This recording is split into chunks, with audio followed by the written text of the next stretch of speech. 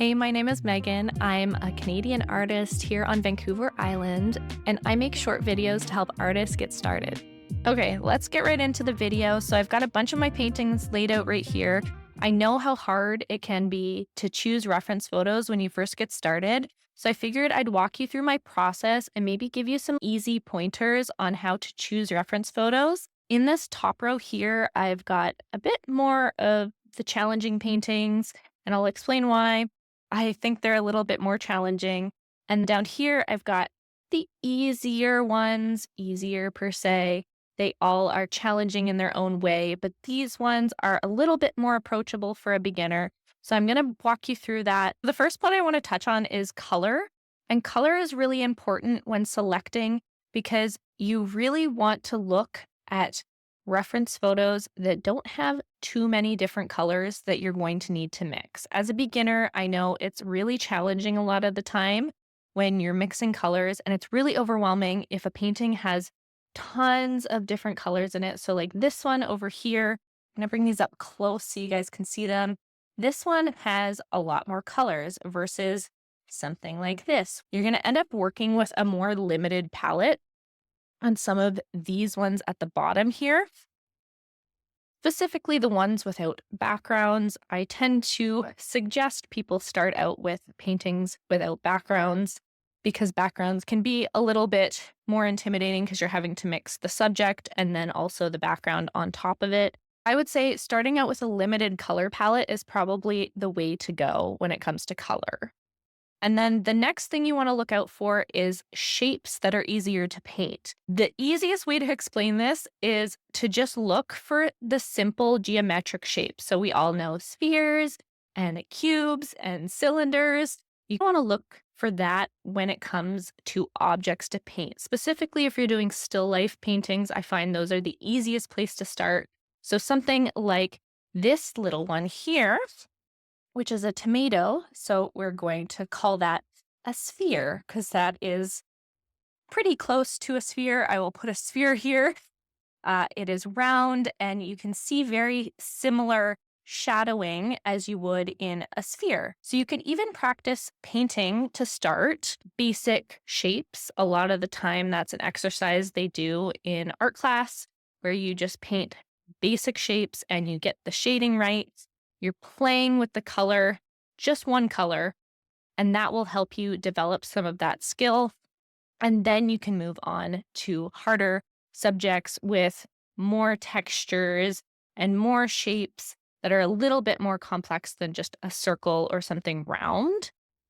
And then the next big thing that I wanted to talk about was lighting that helps beginners. Light plays a massive role in color and the way that you perceive an object. I found when I first got started that having harsher shadows really helps. This tomato one is a really good example of a harsh shadow. So you can tell that there's a light section and then a dark section that is in the shadow. And you've got like a little casting shadow down here, but they're pretty harsh, the lines for the most part. It's like, it's got a little fade there and you can tell where the colors are.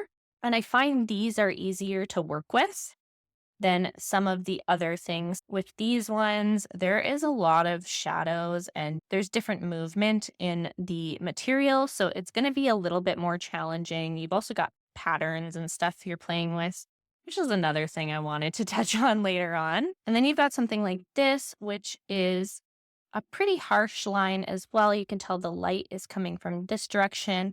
I took this photo actually, and there's only one light source. That's another great way to start out with reference photos is to make sure there's only one light source so you don't have light hitting from multiple angles. It's a little bit harder to grasp that concept when you're first starting. It's easier to be like, okay, the light is coming from this direction and this is where the shadow is going to be, and then you put the shadows on that part. And then the next thing I wanted to touch on was textures. I find smooth textures are the way to go when you're first starting out. Avoid overly detailed objects too, like moss. I have this one over here too. This one's a bit more detailed with the moss. I wouldn't recommend something like this because there's just so much detail in the background. Definitely start out with something like this So then you don't have as much detail. Moss, the patterned fabrics over here in this image, and then this one actually, I took this photo and it's one of my paint tubes. It's the sap green Gamblin oil paint tube. And it actually had words on it before. So I took the words out. Try to find things or take out letters on objects because it's going to make a lot easier to paint something that doesn't have text on it.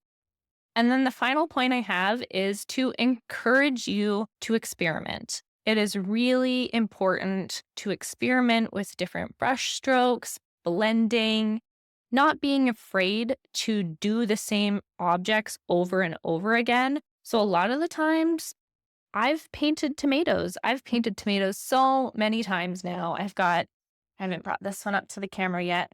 I love painting tomatoes. It's one of the easier objects. If you start out with something like this, and I've painted this tomato probably 3 or 4 times now, and then I moved on to painting tomatoes in different ways. I also wanted to encourage you guys to keep watching videos like this. It's really important when you're learning and beginning something new that you keep exploring new ideas, you listen to other artists' opinions, you go out and you try new things. That's all I mean by experimenting. Just try new things, and your art style and the way that you do things will slowly come out over time. You will come in to your own creativity as you explore these different techniques. If you're new here, make sure you subscribe if you found this short video helpful. Until next time, keep creating and stay true to yourself.